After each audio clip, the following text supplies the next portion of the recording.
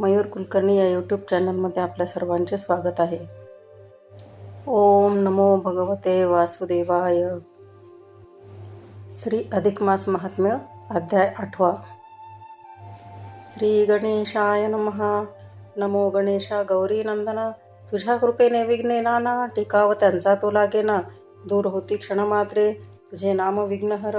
तू भक्तांचा घेत कैवार, होसी त्यांचा तारणहार. भक्त पडता संकटी, विद्येची देवता सरस्वती. कृपा करी ज्याचे वरती, तो होय विद्या वाचस्पती. तिच्या मंगल कृपेने कला विद्या सद्गुण, यांनी जगी वाढे मान. बुद्धिवंतास तो सन्मान, मिळत असे ठाई ठाई. सद्गुरु तो जीवा आधार, करवी माया नदी पार. मोक्ष मुक्ती फल देणार आपल्या भक्त परिवारा. त्याचे करू पदवंदन, आता पुढील निवेदन करतो ते कथाख्यान. श्रेष्ठ अधिक मासाचे नारदांचे मना आतुरता. हाती लागली काय कथा, काय घडली पुढे येता. मलमास तो वैकुंठी, त्यांनी केली विचारणा. म्हणती सांगा नारायणा, अधिक मासा तो कैसा जाणा. झाला पुण्यकारक, कैसी वाढली त्याची महती. त्या मासी काय करती, कोणती कर्मे पुण्यदाती. तेची आता निवेदावे. अधिकाची कथा ती जगासी, हितकारी ठरेल ऐसी. धारणा माझे मनासी, झाली असे निश्चित. ऋषी म्हणती आनंदुनी, त्या नारदा लागुनी. विष्णू कृष्ण दोन्ही खरे तर एकची, परितयांची महागूढ माया. असे पाहती समजाया, आपल्या कार्यासी सहाय्या. घेतले त्या पुरुषोत्तमाने करता स्वीकृत. अधिक मास झाला विख्यात, इतर मासाहून श्रेष्ठ ठरला फलदायक तो.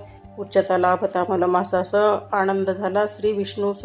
विष्णू कृष्ण ऐक्य तयास आले अनुभवा कारणे. असो इकडे त्या धर्मराजासी, काय कारणे भोगणे दुःखासी. आणि का आले होते वनवासी, सांगत असे श्रीकृष्ण. कृष्ण म्हणे तो खेळ द्यूताचा, केवळ नाही निमित्त याचा. एक अपराध तव पत्नीचा, तुम्ही भोगावा वनवास. तुम्ही पांडव श्रद्धावान, तुमचे असे धर्मवर्तन. तुमच्या पत्नीच्या हातून घडला एक अपराध, तो पत्नीचा अपराध जाण. लागे भोगावा पती लागून, म्हणून त्याची नाही रे सोडवण. भोग भोगल्या वाचून, द्रौपदीलाही नवल वाटले. काय कोठे आपले चुकले, म्हणून हे भोगणे आले प्रारब्ध आपुल्या नशिबात. कृष्ण म्हणे अर्जुना ऐक, द्रौपदी विप्रकन्या एक. गतजन्मीची मेधावती नामक, होती सुंदर सुलक्षणा. कन्या ती सुशील सद्गुणी, माता तिची गेली मरोणी. पिता मायबाप होऊनी करी तिचा सांभाळ, प्रेम भरे तिचं वाढविले. कला विद्या पारंगत केले, धर्माचरण ते शिकविले. पित्याने त्या कन्येस हळूहळू कन्या वाढली, कलिका फुलावी तैसी फुलली. पित्याचे मनात चिंता लागली उपवर त्या कन्येची. पिता करीत असे वर शोधन, पती सुरेख गुणवान मिळावा, जो पाणी ग्रहण करील आपल्या कन्येचे. तिच्या सख्यांचा संसार सुरू होता तरी विचार, करी माझ्याही भाग्यात घर संसार कधी येईल. मेधावती इकडे आतुर, तिकडे पिता दारोदार. शोधून थकला तोवर, मिळेना मनासारखा. केली त्याने पायपीट, तनु त्याची जाय थकत. चिंता रोग लागे चित्तात, होर पळे मनोमनी. परी कन्येच्या प्रेमापोटी एकदा करुण भ्रमंती. येताच तो दारापुढती, कोसळता हो जाहला. विप्रे करीत हरिचिंतन, कन्येस हरिपदी घालून. तूच आता करी रक्षण, म्हणत प्राण सोडियला. पिता पंचत्वा पावला पाहून, मेधावती करी शोक दारुण. करी छाती घेत बडवून, म्हणे आता काय करू.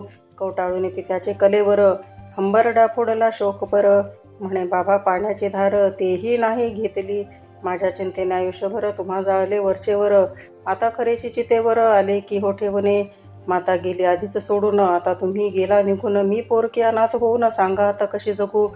आता न मजसी कोणी उरले, माता पिता ना बंधू राहिले. एकले पण हे वाट्यास आले, पोरकी ते म्हणून. निर्जन ओसाड भोवती वन, आता घरही झाले शून्य. एकलेपणाचे शल्य दारुण, लागे चित्ता टोचणी. आता न उरले मजला कोणी, सांगा कुणासी करू विनवणी. कोण डोळ्याचे पाणी पुसेल ते प्रियत्वे. बापा मी झाले निराधार, तुमचा मोठा होता आधार. आता पडले उघड्यावर, आता कोण तारील. मायबाप धर्माचा होऊन, कोण करील माझे रक्षण. आता वाटे मीही मरोन, यावे तुमच्या सोबती. कन्या पोरकी जगी आता, सुरक्षित कशी राहील जगता. कोण तिचा होईल त्राता, दयामणी उपजोनी. ऐसे तिचे ते आक्रंदन, कानी पडता आले धावून. सभोवतीचे 4 जण सांत्वन करावया. लोक तिजला समजाविती, बाळे मृत्यू सत्य जगती. कोणास चुकली याची मिठी, पहा विचार करून या. विप्रमित्रा आपुला गेला, म्हणून लोक झाले गोळा. अश्रुधारती त्यांच्या डोळा, आली कलेवरा पाहुनी. कसे बसे ती समजावित, जवळ घेऊन आपल्या कवेत. मायेचा हात पाठी फिरवित, स्त्रिया करीती सांत्वन. म्हणती बाळे प्रारब्ध गती चुकली का कोणा जगती, भार घाल त्या देवावरती, मायबाप तोच तुझा, जया नाही माता पिता तोच त्यांचा होय त्राता, म्हणूनच तो जगत पिता नाम असे मिरवित, ऐसे तिजला समजावूनी प्रेत घेतले ते काढूनी, त्या उत्तर क्रिये लागुनी नेला देह स्मशाना, निरोपासरू पूर्ण नेत्रांनी आपल्या मित्रास देऊनी, आले जर परतोणी करती तिचे सांत्वन, मी ऐसी मेधावती ती एकटी, राहिली त्या वनाप्रती, भार घालून देवावरती दुःखित अंतकरणाने, जयाचा नाही कोणी वाली तयासी श्री हरी सांभाळी, पुढे कथा काय घडली पाहू पुढील अध्यायी. बृहण नारद पुराणीचा हा अध्याय कुमारी विलापाचा त्या अधिक मासाचा महात्म्याचा पूर्ण इथे झालासे. अरुण विनवणी करी खास स्वीकारा प्राकृत रचनेस, 8वा अध्याय हरिचरणास प्रेमभावे समर्पितो. या अध्यायात विप्रकन्येचा विलाप कसा करते ते सांगितलेलं आहे. नारदांच्या मनास आता ही उत्कंठा लागली होती की भगवान पुरुषोत्तमाचा आशीर्वाद लाभलेला तो मलमास हा आता मलमास न राहता पुण्य पावन असा पुरुषोत्तम मास झाला हे खरे, पण त्याच्या पुढे काय झाले. त्यांनी नारायण ऋषींना तो भाग मला सांगा अशी विनंती केली.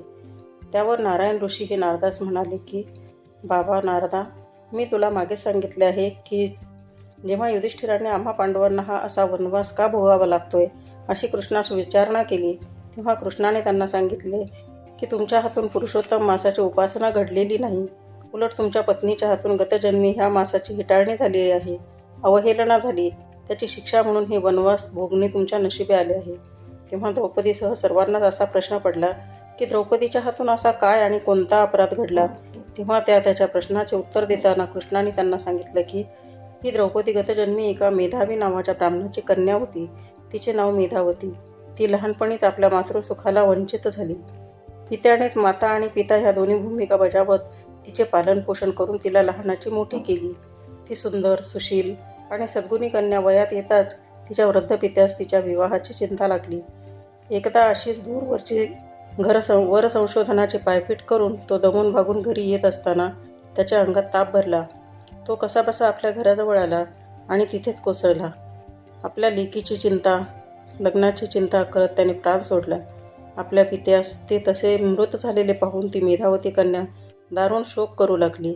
आता मी निराधार झाले, मला कोणी आईबाप उरले नाही, आता मी एकटी जगून काय करू असे म्हणून तिने आक्रंदन करण्यास सुरुवात केली.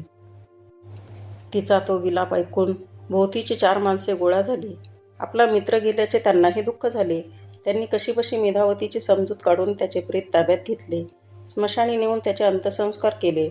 त्या लोकांनी परत येऊन तिची समजूत काढली. अखेर ती निराधार विप्रकन्या मेधावती एकटीच त्या ईश्वरावर आपला सारा भार टाकून दुःखी कष्टी मनाने तिथे राहू लागली. इथे बृहण नारदीय पुराणाच्या अधिक मास महात्म्याचा 8वा अध्याय पूर्ण होतो. ओम नमो भगवते वासुदेवाय.